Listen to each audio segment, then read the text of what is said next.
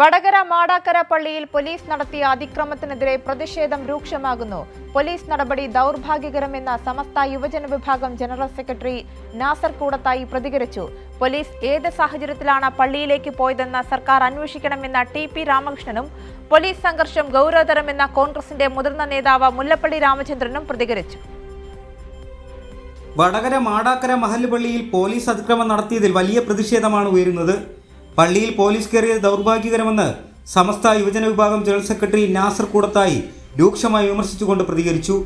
Police ബൂട്ടിട്ട് കയറിയാലും boot അഴിച്ചുവെച്ച് ആരാധനാലയങ്ങൾ കയറിയാലും അംഗീകരിക്കാൻ കഴിയില്ലെന്ന് അദ്ദേഹം പറഞ്ഞു. ആ തർക്കത്തിൽ പോലീസ് ഇടപെട്ടാലും പോലീസിന്റെ ഭാഗത്തുനിന്ന് കൊണ്ടും നീതി പ്രതീക്ഷിക്കണം. ഇതില്ലാത്ത ദൗർഭാഗ്യകരമാണ്. ബൂട്ടിട്ടാണോ ബൂട്ട് അഴിച്ചു വെച്ചാണോ എന്നൊക്കെ പരിശോധിക്കേണ്ട കാര്യമാണ്. ആരാധനാലയങ്ങളിൽ ഒരു ആരാധനാലയങ്ങളിലും പോലീസ് അനധികൃതമായി ഇടപെടാൻ പാടില്ല. വടകര നടന്നിട്ടുള്ള സംഭവം എന്താണെന്ന് പരിശോധിക്കേണ്ടതാണ്. കേരളത്തിലെ ഒരു ആരാധനാലയങ്ങളിലും പോലീസ് കയറാൻ പാടില്ലെന്ന് LDF കൺവീനർ ടി.പി. രാമകൃഷ്ണൻ പറഞ്ഞു. പോലീസ് ഏത് സാഹചര്യത്തിലാണ് പള്ളിയിലേക്ക് പോയതെന്ന് സർക്കാർ അന്വേഷിക്കണമെന്നും ടി.പി. രാമകൃഷ്ണന്റെ പ്രതികരണം. ഒരു ആരാധനാലയങ്ങളിലും പോലീസ് കയറി പ്രശ്നങ്ങൾ സൃഷ്ടിക്കുന്നത് ശരിയല്ല.